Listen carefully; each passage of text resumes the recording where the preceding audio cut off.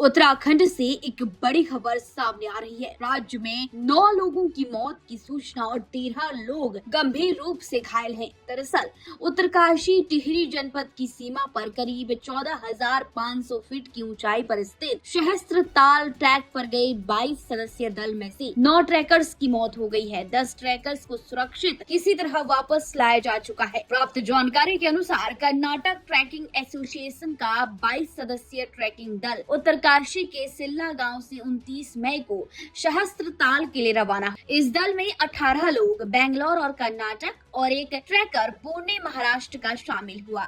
इस दल के साथ 3 गाइड भी शामिल थे जो कि उत्तरकाशी के स्थानीय निवासी थे। बेस कैंप से ये दल 3 जून को चला। साथ ही घना कोहरा छाने के कारण ये ट्रैकिंग दल वापस बेस कैंप लौटने का रास्ता ही भटक गया। दल के सदस्य भी आपस में बिछड़ गए, जिस कारण पूरे दल को बारिश और बर्फबारी के बीच पत्थरों की आड़ में रात काटनी पड़ी। बीमार और ठंड लगने से इस दौरान 9 ट्रैकरों की मौत हो गई। इसकी जानकारी दल के गाइड और अन्य सदस्यों को सुबह ही प्राप्त हुई। दोपहर को ट्रैकिंग दल के 7 सदस्य किसी तरह से बेस कैंप लौट आए, जबकि 11 सदस्य सहस्त्रताल के कोखली टॉप क्षेत्र में बीमार अवस्था में फंसे थे। इनके अलावा 2 अन्य सदस्य बेहद गंभीर स्थिति में थे। इनको निकालने के लिए ट्रैकिंग दल के गाइड ने जिला प्रशासन उत्तरकाशी और जिला आपदा प्रबंधन उत्तरकाशी से हेली रेस्क्यू की मांग की, जिसके बाद रेस्क्यू अभियान शुरू हुआ। 6 लोगों को रेस्क्यू कर उत्तरकाशी के हेलीपैड पर लाया गया। एसडीआरएफ द्वारा 4 ट्रैकरों को सकुशल रेस्क्यू कर सहस्त्रधारा हेलीपैड पहुंचा दिया गया।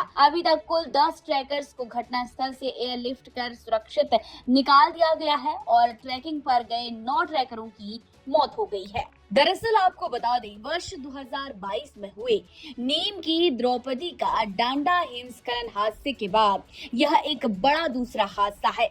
4 अक्टूबर 2022 को नीम के इतिहास में तारीख है जिसने नीम प्रबंध को कभी न भूलने वाला गम दिया। हादसे में नीम के 34 लोग चोटी आरोहण के दौरान हिमस्खलन की चपेट में आ गए थे, जिसमें से कुल 27 लोगों की मौत हुई थी। वहीं 2 लोग अभी भी लापता हैं। इनमें उत्तराखंड के नौसेना में नाविक विनय पवार और हिमाचल निवासी लेफ्टिनेंट कर्नल दीपक वशिष्ठ भी शामिल थे। हालांकि उस दौरान नीम के साथ एसडीआरएफ की टीम ने दोनों लापताओं की खोजबीन के लिए -25 डिग्री तापमान में भी विशेष अभियान चलाया था। और अब फिर एक और इसी तरह के दुखद हादसे की खबर उत्तरकाशी टिहरी जनपद की सीमा से सामने आई।